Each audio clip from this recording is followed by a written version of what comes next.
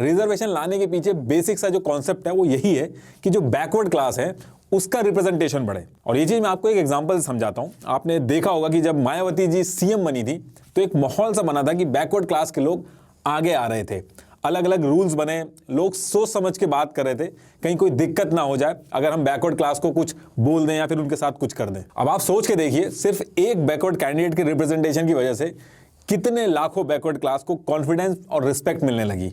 यही पावर होती है रिजर्वेशन की, यही इसके पीछे का लॉजिक है। अब कुछ लोगों का ये भी कहना है कि जो जुल्म है वो तो हमारे पूर्वजों ने किया तो हम क्यों भुगतें, लेकिन यही लोग जब अपने एंसेस्टर की प्रॉपर्टी लेनी होती है तो उसमें पीछे नहीं हटते हैं।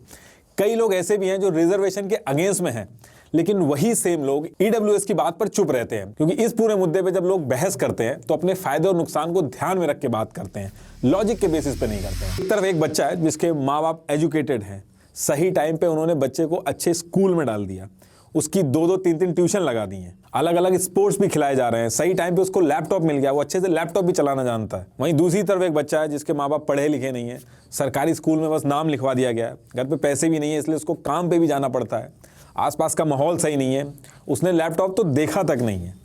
तो इन दोनों में से अगर किसी की नौकरी लगेगी तो किसकी लगेगी? जो पहला बच्चा है उसी की नौकरी लगेगी, वही सक्सेसफुल होगा, वही आगे बढ़ेगा, और फिर ये एक साइकिल बन जाता है। और ये चीज़ यहीं नहीं खत्म होगी, सेम चीज़ इनके बच्चों के साथ भी होगी।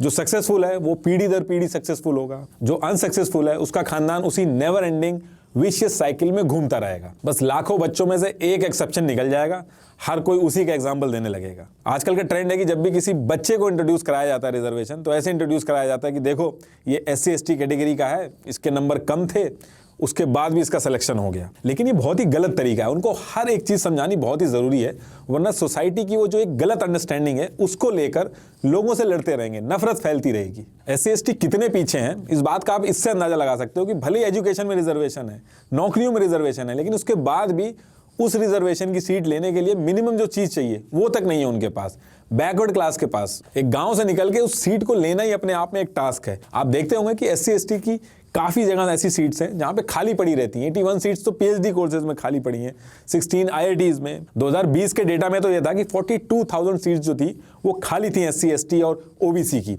हाल इतना ख़राब है कि उस मिली हुई सीट को लेने के लिए जो एक बेसिक रिसोर्सेज चाहिए वो तक नहीं थे। 1000 लोग 1000 सीट के लिए एग्जाम देते हैं, उसमें से 20 से 25 सीट जो होती हैं वो बैकवर्ड क्लास को मिल जाती हैं।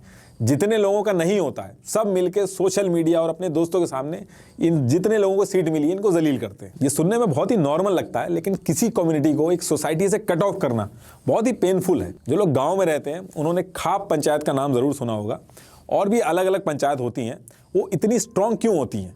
क्योंकि लोगों को डर होता है कि इनके नियम अगर फॉलो नहीं किए तो हमें समाज से निकाल दिया जाएगा। समाज से निकलने का जो डर होता है वो बहुत ही बड़ा डर होता है। ये सिर्फ वही समझ पाएगा जो समाज से निकला हुआ है, जो पीछे छूटा हुआ है। अंग्रेज हमें जान से थोड़ी मार रहे थे, वो भी तो हमारे साथ यही कर रहे थे, वो भेदभाव कर रहे थे, जिसके लिए हमने कितनी कुर्बानियां दी। लेकिन दिक्कत की बात यह है कि आज़ाद होने के बाद भी ये जो अनटचेबिलिटी जैसी चीज़ें हैं उसको हमने छोड़ा नहीं। रिजर्वेशन ही एक ऐसा टूल है जिसकी वजह से डिफरेंस खत्म हो सकता है। भले ये स्लो तरीके से काम कर रहा है, लेकिन ये काम कर रहा है। कहना बहुत ही आसान होता है कि ये क्या तरीका है, इलेक्शन में दोनों सीट पे सिर्फ बैकवर्ड क्लास को अलाउड कर रखा है। लेकिन असल बात ये है कि अगर ऐसा नहीं होगा तो बैकवर्ड क्लास नहीं जीत पाएगा। डरा के, धमका के, पैसे के जोर पे वो नहीं जीत पाएगा। अब देखिए, इसमें सबसे ज़्यादा जो लोगों को बिलीव है वो ये है कि रिजर्वेशन इनकम बेस्ड होना चाहिए, और मुझे भी काफ़ी टाइम तक यही लगता था जब तक मुझे डिटेल्स नहीं पता थी। देखिए, रिजर्वेशन को कभी भी इसलिए नहीं बनाया गया कि ऑल ओवर इंडिया में फाइनेंशियली लोग इक्वल हो जाएं। अगर आप कॉन्स्टिट्यूशन के आर्टिकल 14, 15 और 16 पढ़ोगे तो उसमें इकोनॉमिक इक्वालिटी जैसे वर्ड्स यूज़ नहीं किए गए हैं, बल्कि रिप्रेजेंटेशन वर्ड यूज़ हुआ है। आप एग्जाम वगैरह में भी अगर जाओगे तो वहाँ देखोगे कि रिजर्वेशन के साथ रिप्रेजेंटेशन जो वर्ड है वो यूज होता है। और ऐसा इसलिए क्योंकि रिजर्वेशन कोई पॉवर्टी एलिमिनेशन स्कीम नहीं है। रिजर्वेशन सिर्फ और सिर्फ इसलिए लाया गया ताकि जो हजारों सालों से बैकवर्ड क्लास पे अत्याचार हुआ है और जो भेदभाव हुआ है उसको हटाया जा सके। आप किसी को भी पैसा देके भले अमीर बना दो, लेकिन उसकी कास्ट उसके साथ हमेशा रहती है।